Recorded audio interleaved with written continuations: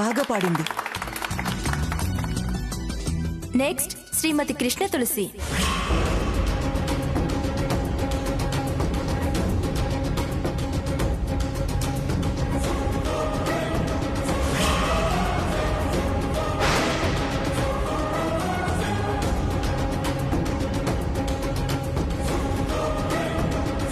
అదేంటి ఈ రోజు కూడా తను రాలేదా? వచ్చింది సార్. మరి ఎక్కడా? అదే చూస్తున్నాను సార్. అదేంటమ్మా ఆడిషన్స్కి వచ్చి తీరా పాడే టైంకి ఎటో వెళ్ళిపోతే ఎలా?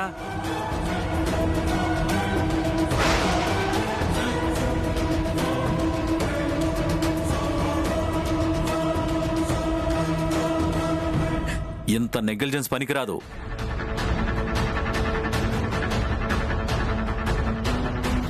రెస్ట్ రూమ్ కి ఏమైనా వెళ్ళిందేమో సార్. అవునా? ఎవరికైనా చెప్పి వెళ్ళిందా?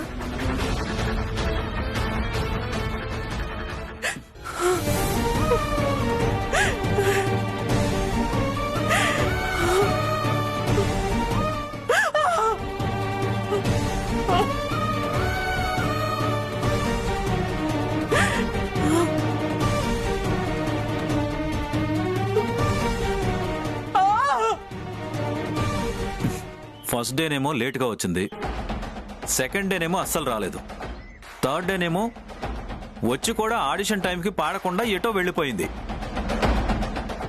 ఇలాంటి వాళ్ళను మనం ఆడిషన్ చేయాలా సార్?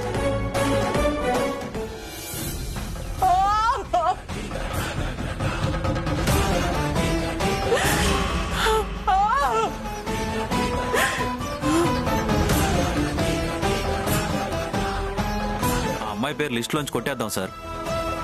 ఓకే.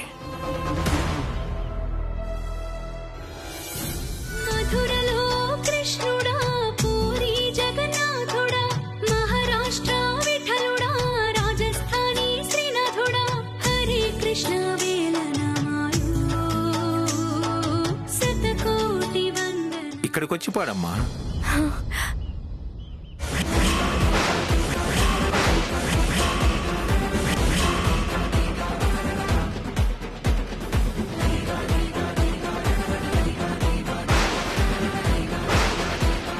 దీని గొంతు నార్మల్ గా ఎలా అయ్యింది? ఇదేంటి, దీని గొంతు పాయింట్ కదా, మళ్ళీ ఎలా పాడగలుగుతుంది?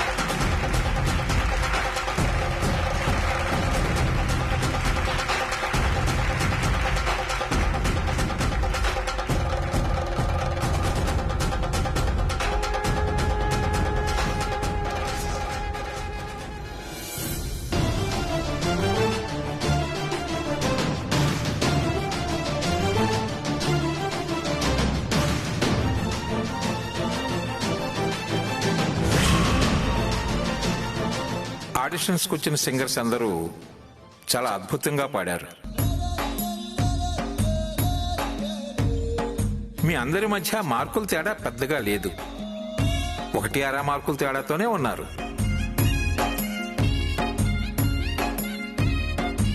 కాకపోతే హైయెస్ట్ మార్కులు వచ్చిన వాళ్ళనే మేము సెలెక్ట్ చేసుకోవాలి కదా. విచిత్రం ఏమిటంటే ఈ కాంపిటీషన్లో ఇద్దరికి సమానమైన మార్కులు వచ్చి కాంపిటీషన్ టై అయింది. ఇద్దరికి సమానమైన మార్కులు వచ్చిన ఆ సింగర్స్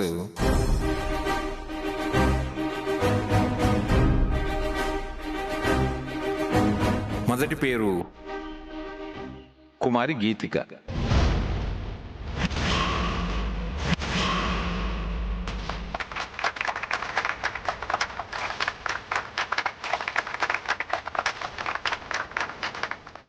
రెండో పేరు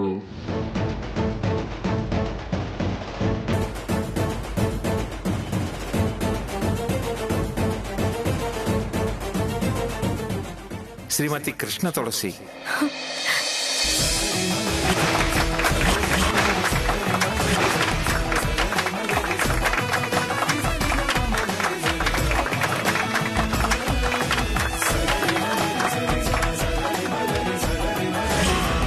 సో ఇద్దరికీ సమానంగా మార్కులు వచ్చాయి కాబట్టి ఎవరిని సెలెక్ట్ చేసుకోవాలనేది, ఏ బేసిస్ మీద సెలెక్ట్ చేసుకోవాలనేది మేము ఆలోచించి ఒక నిర్ణయాన్ని తీసుకుని మీకు తెలియజేస్తాం.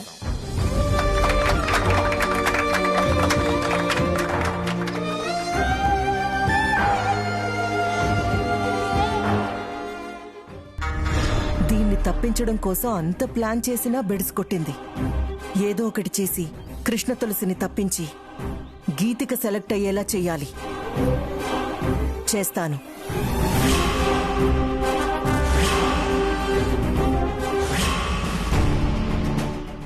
ఈ పాటికి శ్యామ ఆడిషన్ అయిపోయి ఉంటుంది, గ్యారంటీగా సెలెక్ట్ అయి ఉంటుంది. కనుక్కుందాం.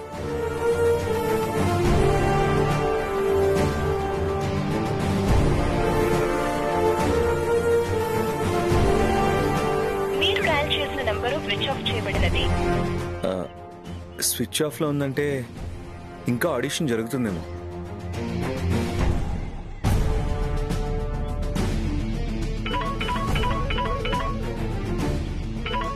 ఇదేంటి, ఇప్పుడే కదా నేను ఆఫీస్ నుంచి వస్తున్నాను, ఇంతలోనే మేనేజర్ ఫోన్ చేశాడేంటి? హలో సార్, మీరు ఒకసారి వెనక్కి రాగలరా సార్? ఎందుకు? మార్కెటింగ్ మేనేజర్ శ్రీధర్ గారు వచ్చారు, మీతో ఏదో మాట్లాడాలంట. ఇప్పుడా? ఇప్పుడు కుదరదు, రేపు రమ్మని చెప్పు. అంటే ఏదో అర్జెంట్ విషయం మాట్లాడాలంట సార్.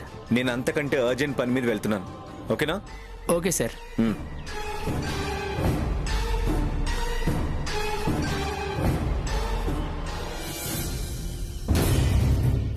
శ్యామా, శ్యామా, శ్యామా, తను ఇంకా రాలేదత్తయ్య. ఇంకా రాకపోవడం ఏంటి? శ్యామ గుడికి వెళ్ళి చాలాసేపు అయింది కదా. గుడికే వెళ్ళిందో అక్కడి నుంచి ఇంకెక్కడికైనా వెళ్ళిందో మనకి తెలియదు కదా.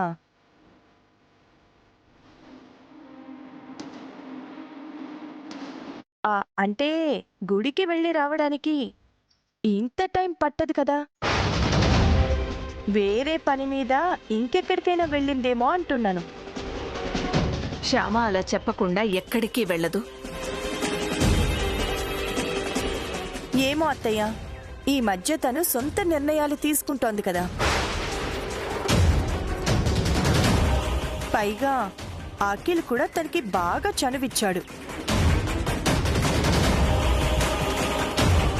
దాంతో ప్రతిదీ ఇంట్లో వాళ్ళకి చెప్పి చెయ్యాలా ఏంటి అని తను అనుకోవచ్చుగా అత్తయ్య.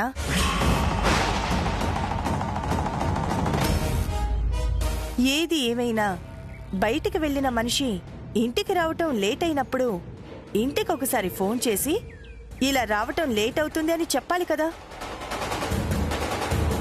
అలా చెప్తే ఇంట్లో వాళ్ళకి టెన్షన్ ఉండదు కదా. ఇప్పుడు మీరే చూడండి, తను ఇంకా రాకపోయేసరికి మీరు ఎంత టెన్షన్ పడుతున్నారో. అంటే తను పాపం పల్లెటూరులో పుట్టి పెరిగిన పిల్ల కదా, ఇలా ఎదుటి వాళ్ళని టెన్షన్ పెట్టకూడదు అన్న కామన్ సెన్స్ ఉండుండదు. అందుకే ఫోన్ చేసి ఉండదు.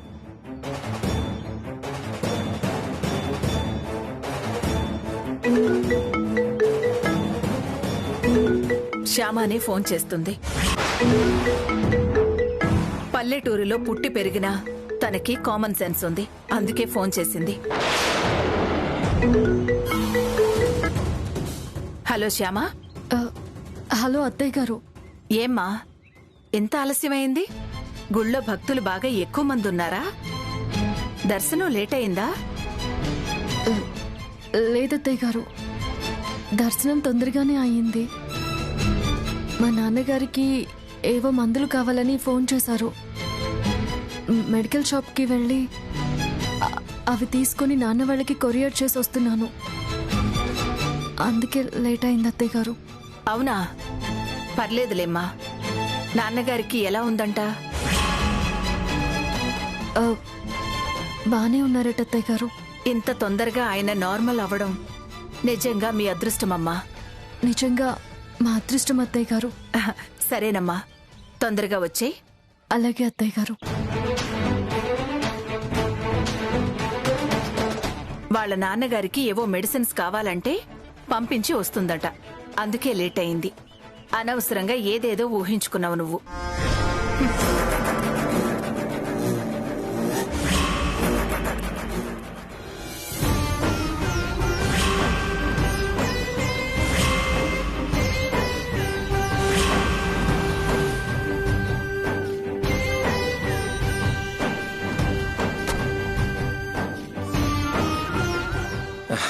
శ్యామా, ఆడిషన్ అయిపోయిందా?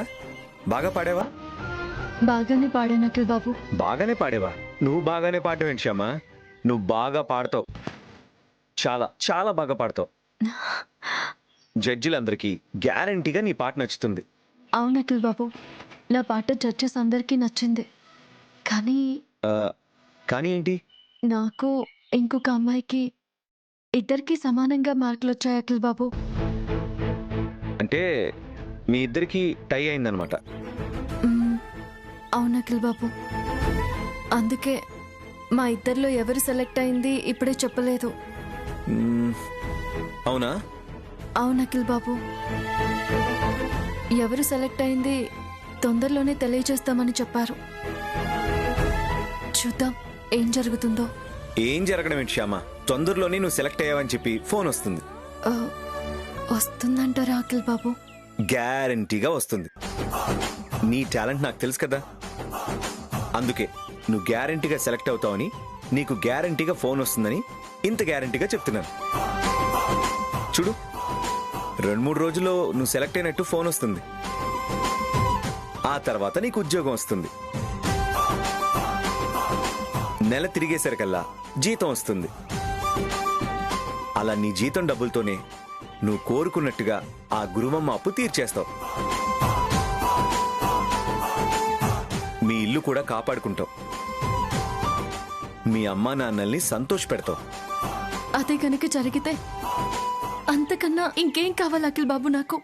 అదే జరుగుతుంది, ఖచ్చితంగా అదే జరుగుతుంది. అయినా కన్నయ్య ఉన్నాడు కదా, కంగారు ఎందుకు? కమాన్.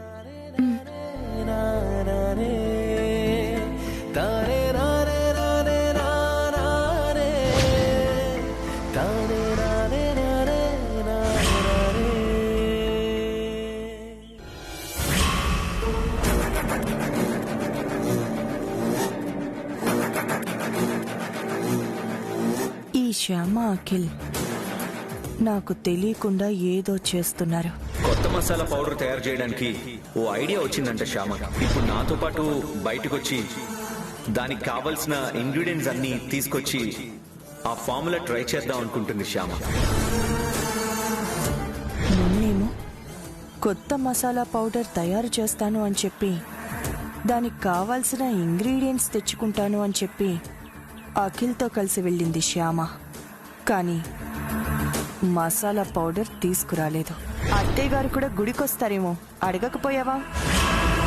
నిన్నేమో గుడికని బయలుదేరింది.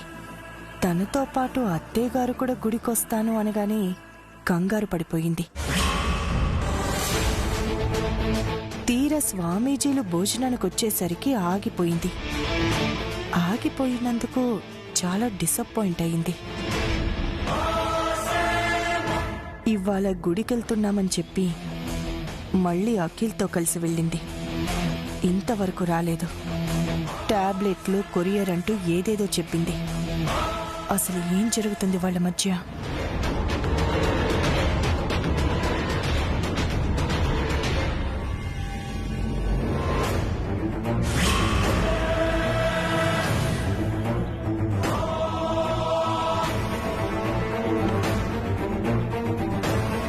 ఇదేంటి వీళ్ళిద్దరూ కలిసొచ్చారు?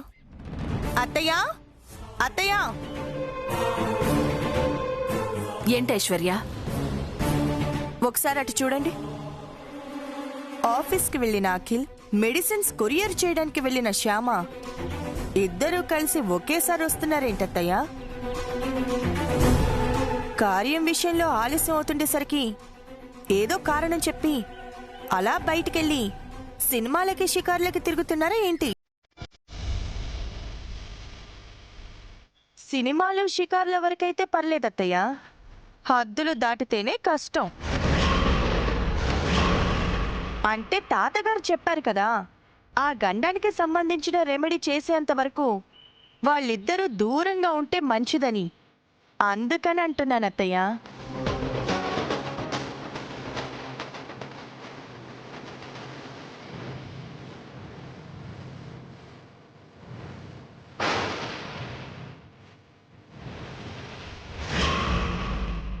ఏంటత్తయ్య గారు అలా చూస్తున్నారు? ఏంటో నేను చెప్తాను. గుడికెళ్ళిన నువ్వు, ఆఫీస్కి వెళ్ళిన నేను ఇద్దరం కలిసి ఒకేసారి ఇంటికి ఎలా వచ్చామా అని వదిన బుర్రలో చిన్న డౌట్ వచ్చి ఉంటుంది.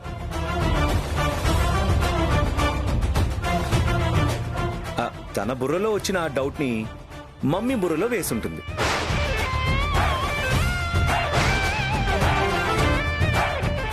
ఆ డౌట్ నేను క్లియర్ చేస్తాను.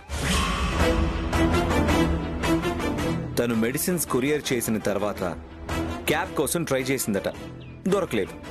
వెంటనే నాకు ఫోన్ చేసింది. ఆ కొరియర్ ఆఫీస్ మన ఆఫీస్కి దగ్గరే, అందుకని నేనే వెళ్ళి తనని తీసుకొచ్చాను.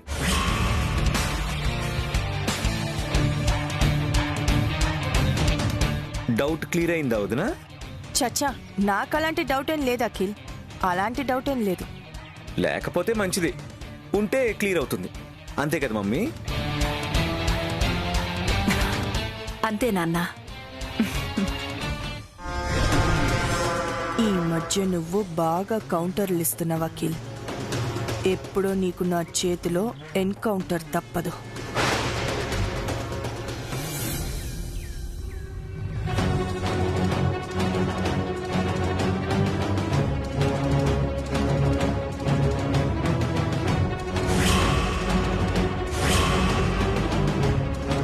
ఏంటండి, అందర్నీ రమ్మని పిలిచారు, ఏమీ మాట్లాడకుండా అలా సైలెంట్గా ఉన్నారేంటి? దేని గురించండి అంతలా ఆలోచిస్తున్నారు? మన మసాలా పౌడర్ సేల్స్ గురించి వసంత.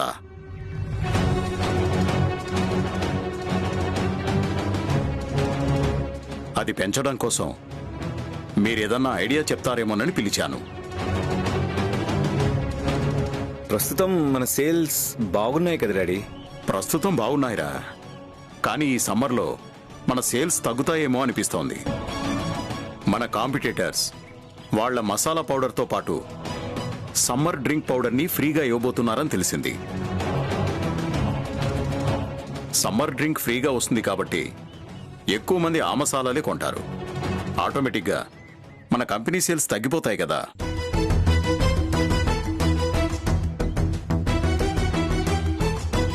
మనం కూడా అలా ఫ్రీగా ఏదైనా ఇస్తే సరిపోతుంది కదా మావయ్య? ఏదన్నా ఇస్తే సరిపోదమ్మా. ఇది సమ్మర్ కాబట్టి మనం కూడా సమ్మర్ డ్రింకే ఇవ్వాలి. అయితే మనం కూడా ఇద్దాం. ఆల్రెడీ వాళ్ళు నింబు ఇస్తున్నారట. అది బాగా చలువ చేసే డ్రింక్. దాన్ని మించి ఇంకా చలువ చేసేది మనం ఏమివ్వగలం చెప్పు?